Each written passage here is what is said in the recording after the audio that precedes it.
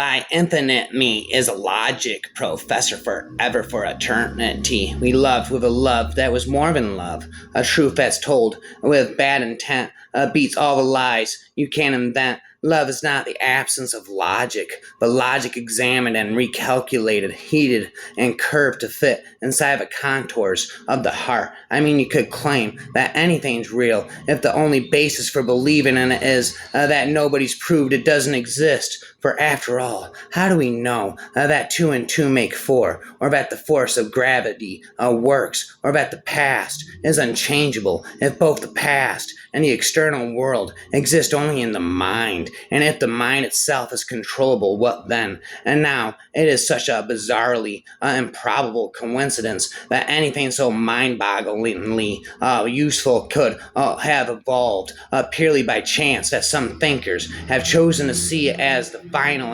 unclenching proof of the non-existence of God. The argument goes something like this: I refuse to prove that I exist, says God, for proof denies faith, and without faith I am nothing. But says man, the babble fish is a dead giveaway, isn't it? It could not have evolved by chance. It proves you exist, and so therefore, by your own arguments, you don't QED. Oh dear, says God, I hadn't thought of that, and promptly vanishes in a poof of logic. Oh, that was easy, says man, and for an encore goes on to prove that black is white and gives himself killed on the next zebra crossing. When dealing with people, remember, you are not dealing with creatures of logic, but with creatures bristling with prejudice and motivated by pride and vanity.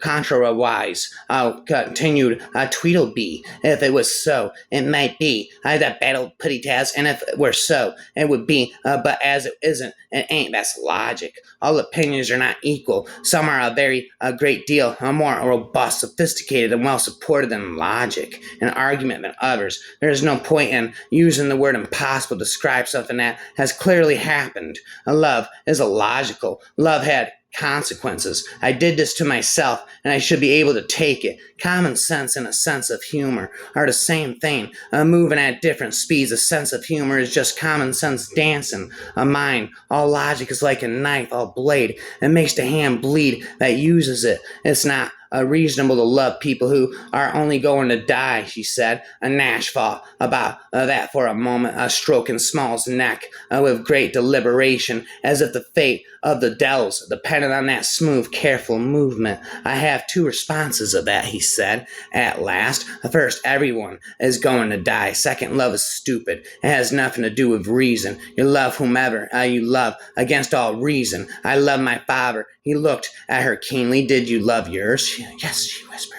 He stroked Small's nose. I love you, he said, even knowing you'll never have me. And I love my brother more than I ever realized before you came along. You can't help whom you love, lady, nor can you know what it's liable to cause you to do. It would have been so pointless to kill himself that, even if he had wanted to, the pointlessness would have made him unable. I suppose that all things I see are illusions. I believe that nothing has ever existed of everything my lying memory tells me. I think I have no senses. I believe that body, shape, extension, motion, location are functions. What is there then that can be taken as true? Perhaps only this one thing, that nothing at all is certain. Which came first, the phoenix or the flame? I think the answer is that a circle has no beginning. Well reasoned. There are crimes of passion and crimes of logic. The boundary between them is not clearly defined.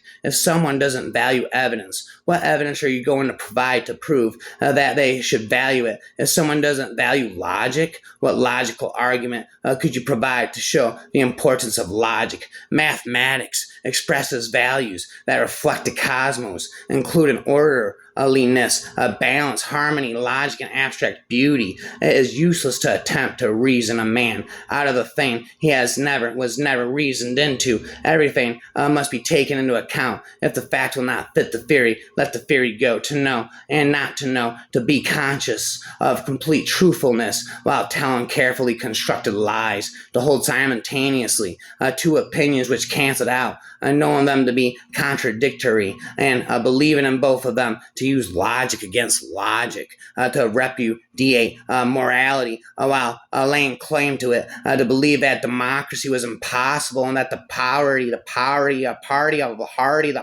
was the guardian of democracy, to forget whatever it was necessary to forget, then to draw it back in the memory again at the moment when it was needed, and then promptly to forget it again, and above all to apply the same process to the process itself that was the ultimate subtlety, consciously to induce unconsciousness, and then once again to become unconscious of the act of hypnosis you had just performed. Even to understand the world doublethink involved the use of a doublethink, how very wet the water is. I am convinced that the act of thinking logically cannot possibly be natural to the human mind. If it were, then mathematics would be everybody's easiest course at school, and our species would not have taken several millennia to figure out the scientific method and thus the actions of life, often not allowing any delay. It is a truth very certain that, and when it is not in our power to determine the most true opinions, we ought to follow the most probable. How do you feel right now?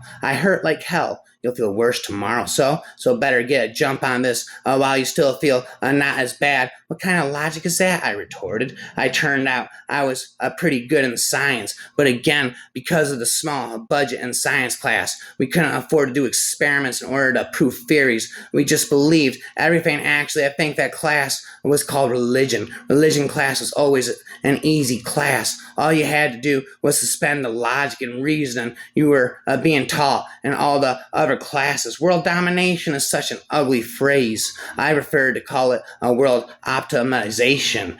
Facts don't care about your feelings. Everything has to come to an end sometimes. If it is often argued that religion is valuable because it makes men good, but even if this were true, it would not be a proof that religion is true. That would be an extension of a pragmatism beyond endurance. Santa Claus makes children good in precisely the same way, and yet no one would argue seriously that the fact proves his existence. The defense of religion as a full of such logical imbecilities. The theologians, taken one with another, are adapt logicians, magicians, but every now and then they have to resort to sophistries so obvious that their whole case takes on an air of the ridiculous. Even the most logical religion starts out with patently false assumptions. It is often argued in support of this or that man are so devoted to it that they are willing to